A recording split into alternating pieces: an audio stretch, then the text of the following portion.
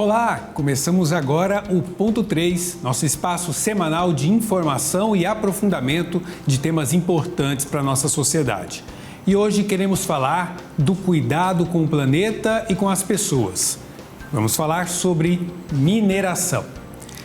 A mineração representou 1,4% do produto interno bruto da economia brasileira em 2018. Ela gera empregos, produz riqueza em muitas cidades de diferentes regiões do país, mas ao mesmo tempo provoca uma transformação definitiva no ecossistema afetado pela mineração. Nos últimos anos, tragédias como as de Mariana e de Brumadinho mostram a urgência de uma reflexão não apenas sobre esta atividade econômica, mas também sobre o futuro do planeta.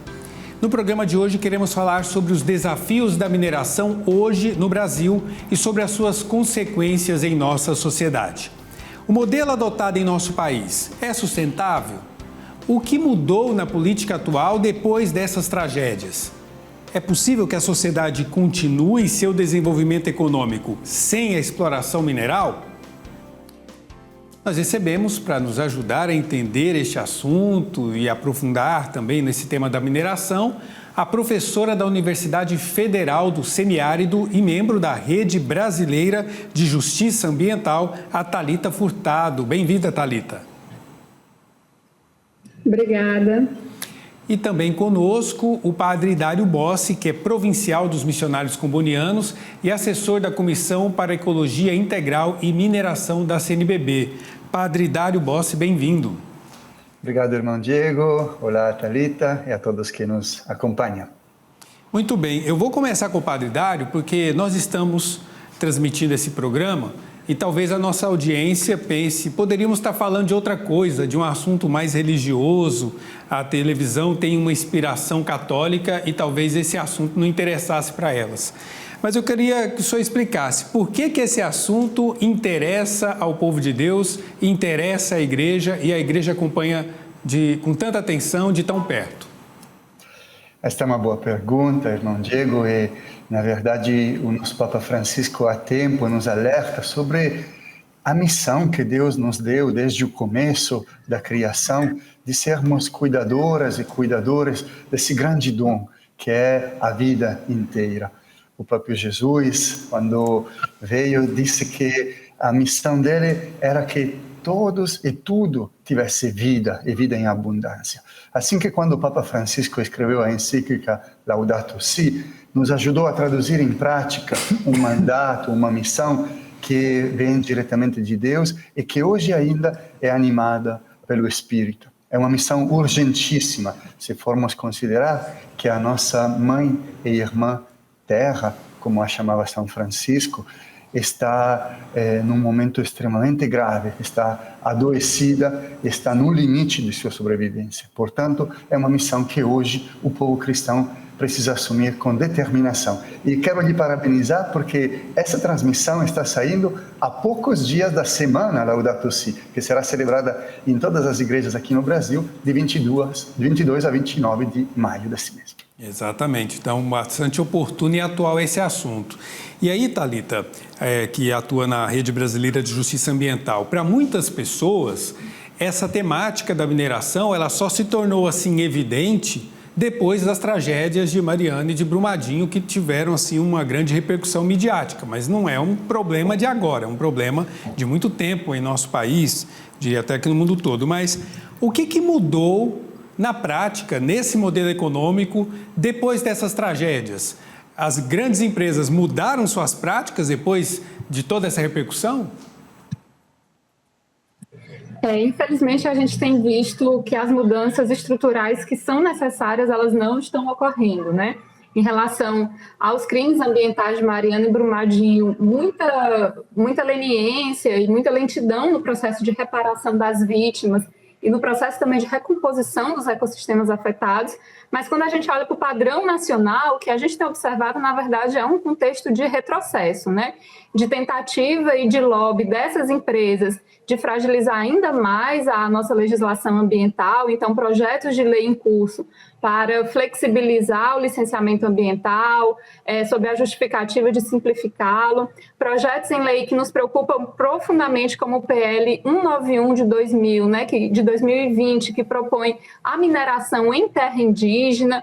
Outras iniciativas do governo federal que tratam a mineração como atividade estratégica e pretendem autorizar a mineração em reservas extrativistas, autorizar o avanço de minerações de insumos perigosos, como é o caso do urânio, com o projeto de Santa Quitéria, aqui do Ceará, a incidência também dessas empresas no judiciário para desconstituir legislações municipais que visam proteger as águas, proteger a agroecologia, a produção de alimentos, a proteger ali o ecossistema e restringir a atividade minerária.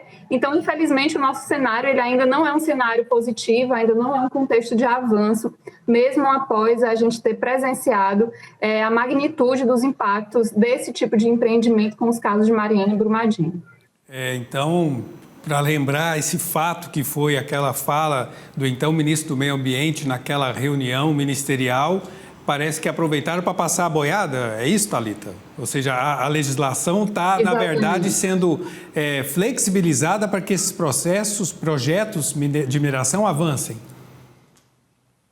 Exatamente. Então, a gente tem inúmeros projetos de lei, a gente tem ações movidas pelas empresas na justiça contra as legislações ambientais que são mais protetivas para a saúde dos povos, para a produção de alimentos, para as economias locais, e a gente realmente vem sofrendo assim com esse processo de passar a boiada, né? Além disso, a gente observa uma aceleração das autorizações de mineração em terra indígena, uma absoluta incapacidade do Estado de fiscalizar. Quando nós perguntamos, por exemplo, para a Agência Nacional das Águas, quantas outorgas, ou seja, quantos atos de concessão de água haviam sido suspensos dentro da atividade minerária nos últimos 10 anos por causarem danos ao meio ambiente, a resposta foi que nenhum, zero, né? Então, ou seja, depois o Estado concede a água e, ao mesmo tempo, não fiscaliza os impactos, né? E a gente sabe, por exemplo, que a mineração hoje no Brasil, segundo o levantamento da CPT, da Comissão Pastoral da Terra, ela é responsável por 30% dos conflitos por água dentro do nosso país. Então, isso é um dado muito alarmante para a gente. A gente vê um processo em curso de muita velocidade, inclusive de expansão da mineração sobre o Nordeste. Eu falo aqui do Ceará. O Ceará tem muita mineração aqui também, mineração de ferro, mineração de urânio, mineração de pedras. O avanço do garimpo sobre a Amazônia e uma preocupação profunda com a proteção dos povos indígenas e das comunidades tradicionais. A gente vendo aí os atos de violência dos garimpeiros contra os Yanomamis de Roraima, um assunto que a gente precisa colocar em evidência também. Então, assim, nossa preocupação, ela vem se agravando profundamente, né? Ao mesmo tempo em que nós conhecemos muitas iniciativas de resistência comunitária que lutam por territórios livres de mineração.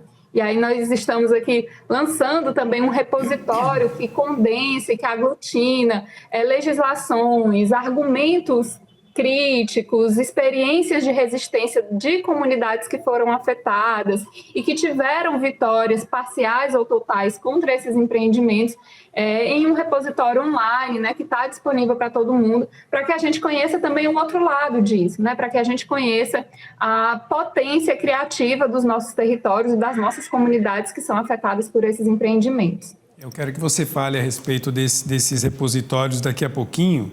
Agora, eu queria que o Padre Dário falasse um pouco dessa atuação da Igreja e das conclusões desse estudo, porque eu me lembro que até antes desses eventos de Mariana e lá de Minas Gerais, já há muito tempo a Igreja no Brasil acompanha de perto a atuação dessas empresas de mineração e também a ação do governo de fiscalização ou não. Inclusive, já havia um grupo e que eu creio que esse grupo se tornou essa comissão especial que acompanha esse tema.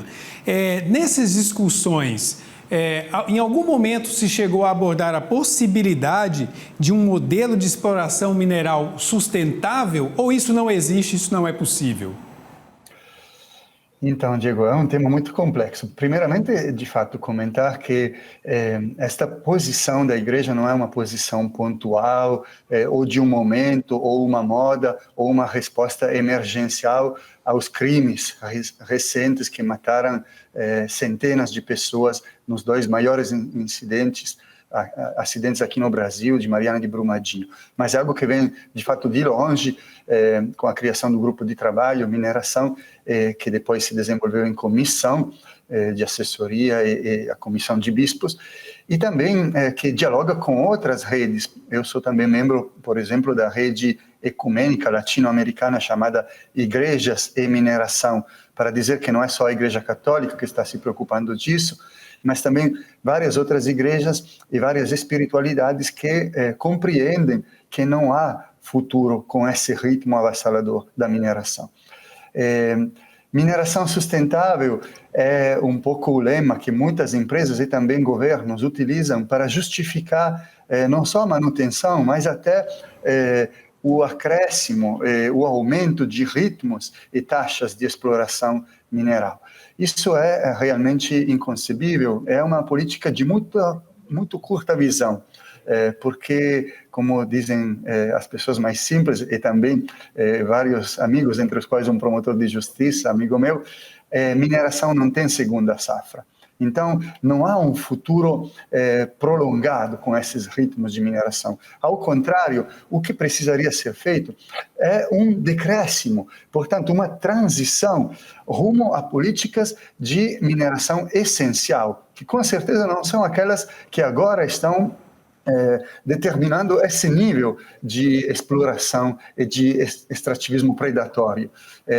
Nossa luta é exatamente favorecer transições a um modelo pós-extrativista, que não precise mais de tanta deturpação extrativista, mas que se fundamente a partir de outras práticas, entre as quais, por exemplo, a reciclagem, a redução dos consumos, a reutilização dos materiais e a seleção dos materiais que realmente são essenciais. Sobre isso, eu queria só terminar dizendo a maior crítica é com respeito à mineração de ouro.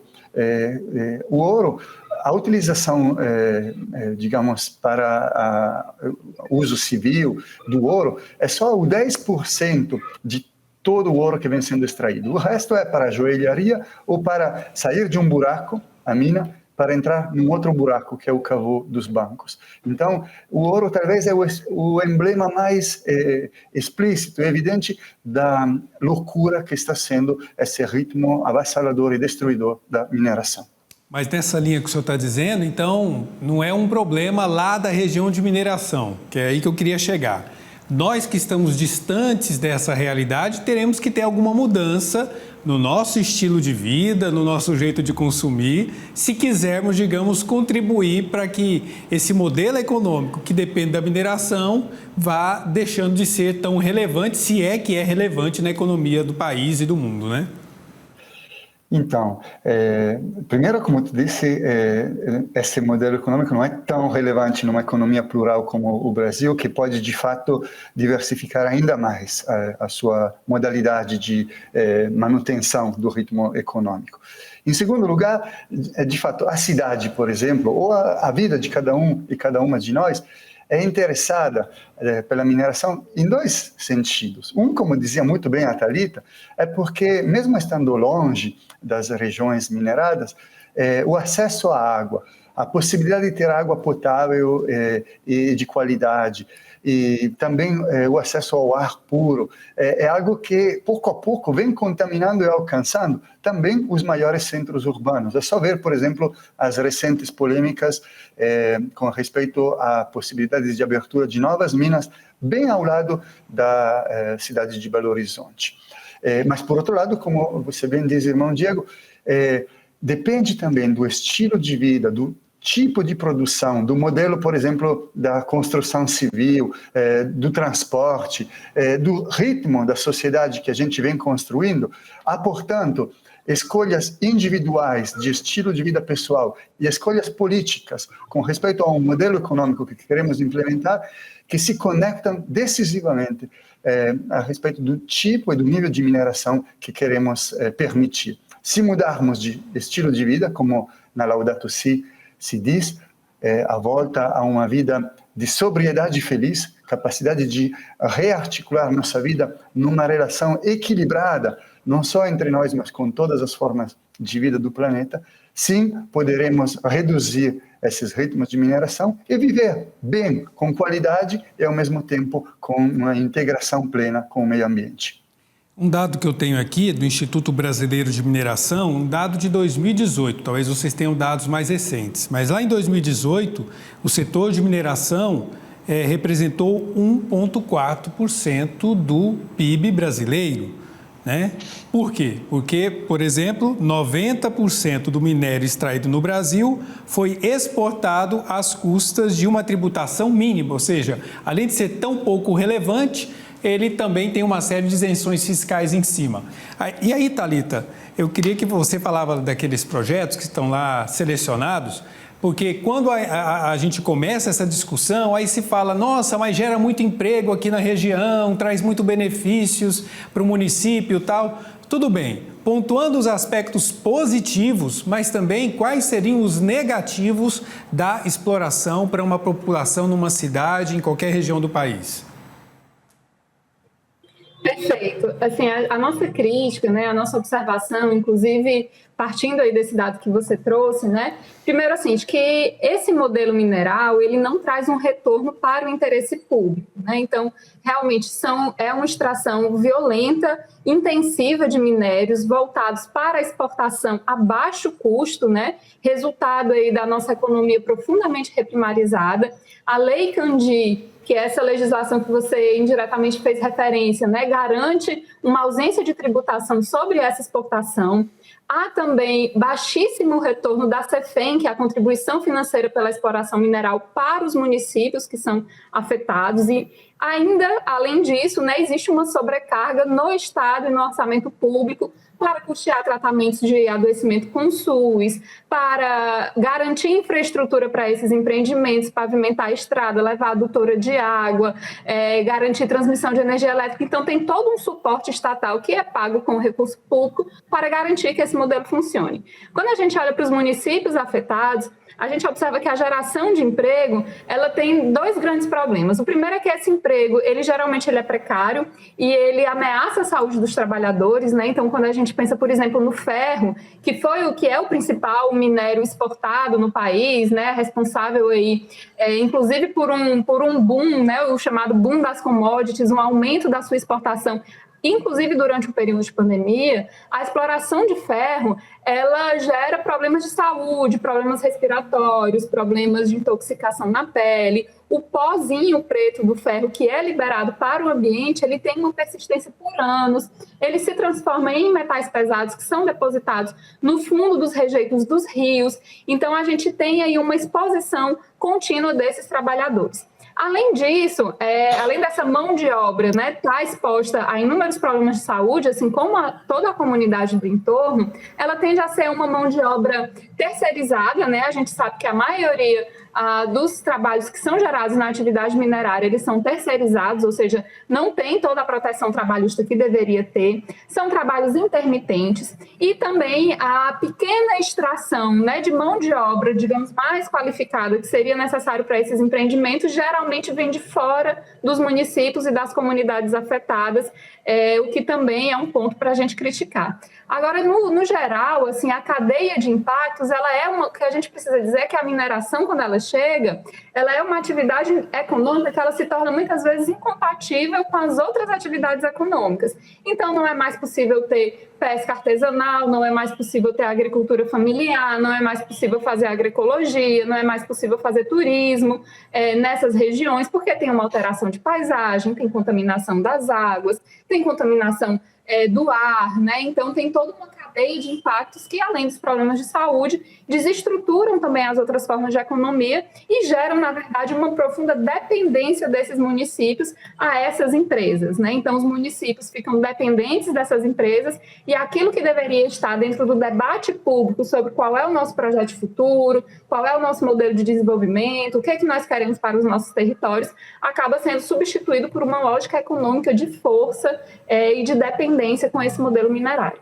É interessante que quem tem a oportunidade de visitar uma cidade onde a mineração já parou e percebe lá o prejuízo ambiental e econômico que fica, porque a empresa vai embora, leva o dinheiro, o que fica ali, né, já é, digamos, a resposta por que se investir no modelo econômico, como foi lembrado por vocês, tão limitado, tão frágil. Mas eu queria saber, tanto da Thalita como do Padre Dário, com relação ao capital internacional, porque quem investe nesse setor são, muitas vezes, investidores estrangeiros e que muitas vezes afirmam cobrar das empresas que realizam os empreendimentos, uma série de protocolos, tal. Elas cobram realmente das empresas mineradoras isso ou fica apenas esse discurso lá fora? E aqui na prática o problema é de quem está aí na região onde está acontecendo a exploração. Eu queria que a Thalita e depois o Padre Dário falassem dessa posição de quem investe nesse mercado. Perfeito. Na nossa experiência, o que a gente tem observado, por exemplo, considerando que o período em que uma das mineradoras do Ceará, a empresa Galvani, foi comprada por uma empresa norueguesa, é que lá na Noruega eles tinham todo um pacote de legislação que, inclusive, não permitia a extração de urânio, mas as suas empresas, no âmbito internacional, vinham para os países do Sul para fazer esse tipo de atividade, né? As empresas canadenses também são mundialmente conhecidas, né, pelos impactos e por essa exportação dos impactos que geram.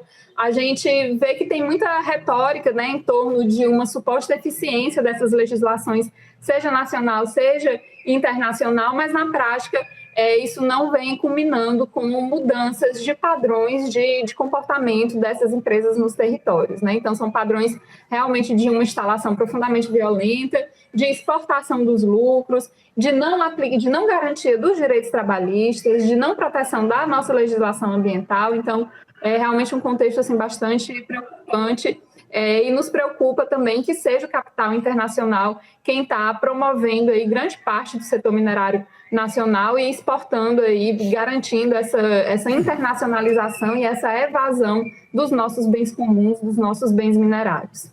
Então, Padre Dário, a mudança tem que vir aqui de dentro do Brasil, né? Sim, eu creio profundamente que dependa de uma aliança entre quem se mobiliza e quem busca alternativas e quem pratica resistências nos territórios aqui no Brasil, como as resistências que a Thalita representa e citou, como aquelas que também eu tive o dom e a graça de conhecer. Eu atuei mais no Maranhão por 10 anos.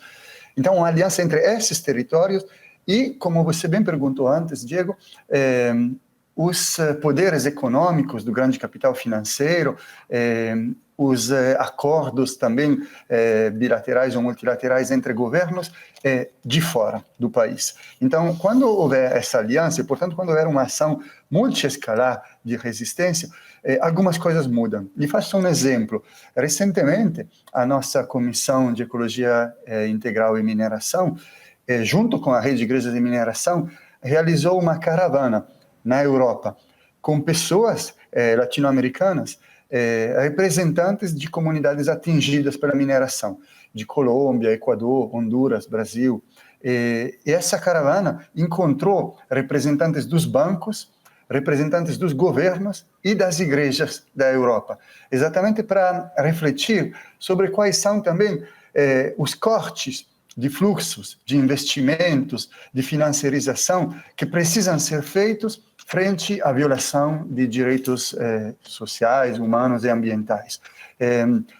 A nossa rede de igrejas de mineração lança e está cultivando uma campanha chamada campanha de desinvestimento da mineração, exatamente para estimular as igrejas para não colocarem seus fundos de investimento em empresas de mineração que estão devastando o meio ambiente. Assim que essa linha também pode ter a sua eficácia e pode incidir nas empresas. Uma última coisa que eu queria comentar, Diego, é exatamente o perigo de confiar exclusivamente nas autocertificações das empresas. Muitas vezes, as empresas investem muito dinheiro e uma grande qualidade de comunicação para se apresentarem como sustentáveis, como respeitosas dos direitos humanos, mas são mecanismos feitos impróprios, uma autodeclaração. É por isso que, por exemplo, nossas redes e também o Vaticano estamos trabalhando para critérios externos. Por exemplo, na Europa e na ONU está se trabalhando muito sobre o tratado vinculante para empresas e direitos humanos.